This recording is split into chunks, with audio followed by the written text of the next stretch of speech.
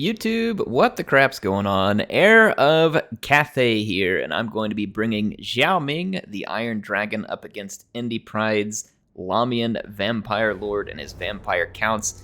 Indy's put together a real cool build here. I want to go cover that. In fact, I think that his army is just overall pretty cool with the vampires. There could be other types of picks you could make that could be effective against Grand Cathay, but I thought that this was a fun one. He actually comes with 4 Cairn wraiths. Now remember, there has been fairly significant changes to Ethereal units in Warhammer 3 Immortal Empires. So if we go take a look here, the physical resistance, I believe, used to be 75 or 80%. In Warhammer 2, it's now only 55%, but they have more hit points. So there's been a change. The Cairn wraiths are basically a little less susceptible to magic, and that way they're going to last probably a little longer than they previously would have, so it's a bit of a change. Magic attack's still very important against them, but it will not be an instant delete if you get it into them. It's only going to bypass a little over half, of that physical resistance. So he's also got Cryptors. Cryptors are a cool unit. You don't see a lot of them. Again, I feel like Monstrous Infantry may be better. Maybe that's just because Ogres are here, and we like Ogres as well. But in any case, yeah, we're going to have some Monstrous Infantry. Cryptors are poisoned, they're armor piercing. They are very low armor, but they regenerate, and they can help put an extra beating into armored targets, and Kislev is almost certainly going to be an armored target. There's the Lamian Vampire Lord on a zombie dragon, has the Seduction ability that's going to be a really powerful debuff that can be used. There's a couple of corpse, or at least one corpse card. There is a Black Coach as well. That's going to be used in here, and I believe it also has the Ethereal. Maybe I'm wrong. Yeah, no, it's not Ethereal. Just the driver and stuff looks that way. Man, someone had a Black Coach painted up at a hobby shop near me. It was really cool looking. I would love to have that on tabletop, just to put up in my office, studio, whatever you want to call it. Let's go take a look at my army. I am rocking some Longma Riders. I did not bring the Regiment of Renown variant, though. Almost immediately, I kind of wish that I had, because the Regiment of Renown variant does armor-piercing damage. However, the Longma I figured would give me excellent protection against Fellbats and Vargeist. There are some Vargeist, but they're going to be a little out of their element up against that zombie dragon. Now, my army up front is just standard Jade Warriors. I mean, despite the fact that I knew vampires had some tools that would work against Jade Warriors, I've still figured they're probably the best value at only 500 for that much armor. I brought them. I did bring a Terracotta Sentinel, knowing that it would do magic damage, and vampires struggled to kill these large targets. So again, I figured that might be something handy. Look at this. Transforming into the Iron Dragon here is Zhao Ming. So with Zhao Ming, I have 1 spell, because I figure when I'm in Dragon's form, I can't use spells. I didn't want to bring too many. So the 1 spell is the Constellation. I don't think it's a Constellation, actually. Hang on, let me remember what the name of it is. I'm still learning this Cathayan magic. It is this one here. No, that is not. I'll find it here eventually. Oh, it doesn't show it when he's the dragon. My bad. Duh, come on here. Anyway, I don't remember the name of it. It's a firestorm that runs very slowly in a very predictable path. So the idea behind it was that I pick it, and should I need to go against Ethereal, which I knew I would, by the way. I'd already played against this army as Kislev, and then I wanted to play as Grand Cathay, because we kind of were thinking that both factions, this might be a pretty good vampire build against them. So I won't spoil that just in case I get to show you the Kislev replay, but this was the Cathay version. So I did bring him for magical attack. The Terracotta Sentinel has magic attacks. Zhao Ming has that capability to drop the wind spell. And then right here I saw 2 Cairn wraiths coming in, so I was like, well, this would be a good place for my dragon to come in, support my troops, and to do a lot of magical damage. These Cairn wraiths, and it doesn't disappoint. Zhao Ming hit really hard on that charge, and you can see that Indypride is immediately moving to do what vampires do very well. I did bring a couple of missile units. Honestly, I kind of didn't want to, and I just wanted to bring 2 Terracotta Sentinels, but I felt like that was just kind of predictable cheese. But that said, sometimes you don't need to worry about what's cheese, and just build, because this is why I thought about just bringing 2 Terracotta Sentinels, which I would have had the money to do. I have a Celestial Dragon Crossbowman over here and a Crane Gunner. But don't get me wrong, the Crane Gunner did some very nice damage. It was definitely hurting the Vargeist, it was hurting the Lamian Lord, but vampires are just very good at bogging you down and bringing in tons and tons of enemies. Look at this, I didn't move my Celestial Dragon Crossbowman, or Celestial Dragon Crossbowman in time, and they got absolutely hammered by that breath attack. That was a very valuable attack, so already a couple of mistakes on my part. I went ahead and brought Zhao Ming out of the dragon form so that I could start using his magic, and I didn't realize how slow this spell was. It's incredibly slow, and I probably should have just dropped it right on top of those Cairn Wraiths, but it is going to come through here. It does do magic damage, and I was hoping that it would help drain these Wraiths pretty good, and it does. It does quite a lot of damage to the Wraiths. I think that spell may have been best used, maybe early on that double Wraith formation that hit me over here, but in any case, you can see they're both left, though they did take a lot of damage. Because Zhao Ming still has his magic attacks when in his human form. I'm going to bring the Terracotta Sentinel over here to support this fight, because it's getting bad. There's double Wraiths here as well. I used my Longbow to beat up the Skeleton Spears for a moment. See another summon. I did get my Cairn Wraiths away, and they were starting to damage the Lamian Lord again. Here comes the Black Coach. The Black Coach is off to a pretty good tear here. It's already got 40 kills. And at this point in the battle, I'm realizing, you know what? Man, I should have just double Sentineled. It's like, I don't want to be cheesy.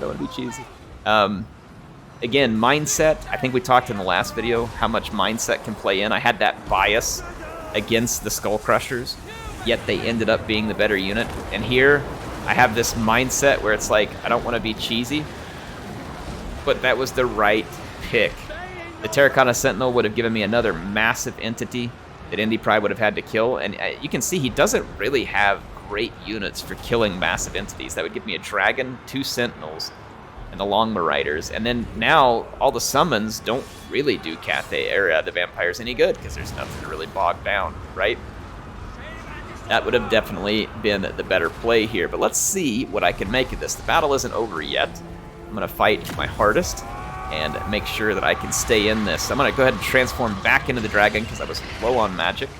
And I'm going to continue fighting. You see there's double Wraiths over here, and the terror is really taking hold. It is hurting bad. I also, since I lost my units, I don't have the Harmony anymore. I lost my Yin units, so my Yang units don't all have Harmony. You can see this one's running away, so a couple of my units have it over here, but unfortunately we're running low on that Harmony that we need. You can see as they move away, I'm going to lose it, and that's going to make my melee units far more vulnerable. So it's not good. Fortunately for me, though, Zhao Ming is pretty darn tough in melee. It's actually a little bit tougher than the zombie dragon just in terms of damage. But, of course, the vampires have healing and stuff, so that makes a difference. Plus, I'm almost out of fodder over here. My Shade Warriors with halberds are completely surrounded. They're being terrified. They had seduction dropped on them, so they're really taking a beating here. And it's getting to be a real struggle for me to hold together an army of any sort. So yeah, I'm struggling. I've lost almost everything on the ground. However, I do still have the Sentinel. He has taken some nasty shots, but he's still going to be tough. It's not going to be easy for the vampires to kill. I'm going to try and use my Longbow Riders to give a little bit of chase to the Lamian Lord. And then I was hoping to get my Iron Dragon into the Lamian Lord too, but you can see the Lamian Lord's just going to land. And this is the play here, because the Lamian Lord's support is on the ground. So he's going to do some body blocking with the Cryptors and force me to retreat. So that was a very nice play there. Remember, you can land flying units in Warhammer 3, and you should use that strategically. It was basically given to you to not make it where you have to sacrifice a unit, per se, right? By just leaving it in the air and letting it die to things. Now look at this, Indy hopped right back up and got into combat.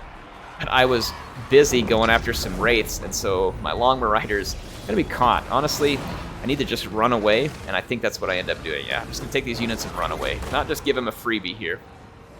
Because my Longbow really need a charge to do the most damage. Meanwhile, I was hoping the magic damage combination of Zhao Ming and the Terracotta Sentinel would quickly lay waste to these Cairn Wraiths, but again, the Wraiths, although dying, like taking massive damage, they're just a little more durable than they used to be. They don't just insta-melt to these types of units. Like I said, they're taking a lot of damage. It isn't pretty, but they're not going to just fall over and die. So my hope here is, you know what, my Longbow aren't going to last a whole lot longer anyway. I'm going to charge them in here, do some extra damage, and I'm going to save up some magic, and I'm going to transform back into the human form, and then I'm going to basically try and drop my spells right on top of everything that's left for the vampires, and then bring my regrouping units in and hope that it's going to be enough to put me over the edge here. However, I still have a big problem. It's called the Black Coach. And the Black Coach has gotten a ton of kills, enough that it's activated like its top tier abilities, and this thing is on an absolute killing spree. It's like Sunday Driver over here, vehicular manslaughter, just rolling through my troops. But you can see I do manage to take down a whole bunch of wraiths. There is one more unit. This one's crumbling, so I'm fighting hard to try and cut through this remaining vampire stuff here. But again, with the Black Coach, I mean, just look, it was 150 a second. It's already picked up 40 more kills. That thing is an absolute unholy horror right now running through me. And it kind of ruined my plan here, which was going to bring my troops back right after I burned up all the vampire troops. So I did go ahead and burn up all the vampire troops, and it worked very well. I overcast that spell. You can see the wraiths are still vulnerable to the magic attack, and it hurt them very badly. Cryptors, not so much. That spell is not very well geared towards them, so that is still a problem. But again, I was hoping to have far more infantry left. And at this point, there are, yes, you guessed it, more Cairn Wraiths and infantry. They were over here killing my units that regrouped near the border. I had some more troops. I'm trying to pull them back in, but they're getting killed by the Black Coach before they can get here. And although I was able to cause some pretty significant damage, I'm now in pretty big trouble. Zhao Ming actually ends up terrified here because of the Cairn Wraiths. So I think Cairn Wraiths are in a much better place in this game. They're proper scary. They are going to be good units. They're pretty expensive. You know, they're not super cheap. They still die to magical damage, and there is a lot of magical damage out there, especially amongst some of the newer Monogoth factions. So, I mean, they're not going to be an instant pick to win or something for the vampires, but I think they're a really interesting pick against Cathay and against Kislev. Both of those factions do have potential. There was an ability that I didn't have quite enough money for on Zhao Ming, and that ability was basically an augment where he can imbue magical damage to a unit. And for instance, think about like if you put magical damage on a Jade Warrior, you know, that'd probably do a little bit of damage to the Cairn Wraiths, since they don't have super high melee defense. But also think about like if you put it on a unit of Jade Lancers or Longma and then charged into the Cairn Wraiths, you'd probably cause tremendous damage if that were the case. So there are ways that you can fight back. There's other spells you could use. You know, you might be able to do other spells that come in and do damage. Cathay has Talons of the Night, which is pretty good. But I think Zhao Ming and Miao Ying are probably the better bet with a double Sentinel. So as much as I sit there and think about how I could change spells and all this other stuff, you could. But I think the biggest difference is, I mean, think about if I had gone double Sentinel here. And you get down to the end of this battle, I hadn't had the extra value to hand him for those two expensive skirmisher units, and I just gone double Sentinel. And at this point, you know, late in the battle, this Sentinel was fairly healthy until close to the end here. Think about two Sentinels and the Iron Dragon. Vampires probably don't have enough to carry that, you know, especially if you get transformed, get some magic attacks in while you're being protected by double Sentinel. However, I still like the pick of the coach, because with Cathay, I mean, they can have very limited mobility, and in this case I did. And so the coach just went on a killing spree. In fact, I think it's out rolling around chasing down units. Indypride was going for 300 kills, and he got it. I was joking with him because some of my men were routing, and I was like, listen, if I could turn them around and make sure that thing gets all the kills, I would. But he didn't even need me to turn around. Just look at this. The Black Coach is really, really good against infantry. Don't ever underestimate that thing against infantry. It is very powerful. So a fun battle here with Indypride. Like I said, I think that I should have gone double Sentinel. I had thought that originally when I was picking my units, and I just didn't. I probably also could have spared a unit of Peasant Long Spears, which didn't do me a ton of good anyway, and then gone with the Regiment of Renown version of Great Longma Riders, which do the AP damage. And that would have been a much better build against what ended up here. I mean, overall, I had started to get some value out of the Iron Dragon. It didn't pay off ultimately, and you can see how good the Sentinel did. And there was a lot of cheap units there as well. I mean, the Crane Gunners, they didn't get no value. I mean, considering how quickly they were taken out of the fight, they actually did fairly well, but you can see it's just too difficult to protect these, and so it just didn't make sense. Same thing here. They weren't in the battle for a long time. I had a lot of value building up on the crossbows, but again, not enough. Not enough to make it worth it. So these two combined, I believe, are around 2,000, and all I needed was 1,600. So I think between cutting these two gun units, getting the extra sentinel, maybe having to drop a spearman, and then getting the Regiment of Renown long riders would have probably made a huge difference in my ability to potentially win this fight, right? Not a guarantee. I mean, you can see that those Karen Wraiths still performed very well. They were up against relatively cheap infantry, but look at that, still 1,024 value, 892, only 569 there, but still, I mean, that unit was very much alive. 1,032 there, so some very good value. Look at this, the Cryptors too. Very decent value on those units. But I think we all know that it was the coach that did a ton of work here, but only 1,040 value. But still, think about how much my infantry it routed. Drove off the field, terrorized, ran down, right? So the gold value here is probably underrepresentative of how important that thing was to the battle. And then we've got the Lamian Vampire Lord here, which of course also did an excellent job. Anyway, if you all want, I might show you the Kislev battle at some point too. Kislev does have some different options with magic attacks too, especially with Ice Guard. That might be an interesting discussion and thing to take a look at. Can Ice Guard in the Kislev army be valuable against the vampires? See, that was a tricky one for me because, you know, I haven't showed you all that one, but I'll show it to you at some point. I didn't actually use them, but that was a question I'm going to go through. And with Cathay, I think double Sentinel is the best. What do you all think? What would you have picked here? What do you think I should have done differently? Be curious to see what you all think. And then what do you think of Ethereal units now? Do you like the changes? I mean, I'm not like upset by it. They beat me here, and I'm not going to be like, they're OP, nerf them. I think it's interesting, the way the Ethereal units are here, and I'd like to see more with it. You know what I mean? Like, maybe over time we all decide, oh, they're too strong, or they're still too weak, whatever it is, right? I thought it was interesting. The Ethereal units played very different than they did in the last game. They were much harder to deal with, and they seem like they accomplish kind of what they're meant to, right? Which is to cut through armor and help induce terror. So they may be in a better place overall, which is kind of where I'm leaning, but would be curious to see what you all think. HeirofCarthage signing up for now. I'll see you next time with some more action in Total War Warhammer 3.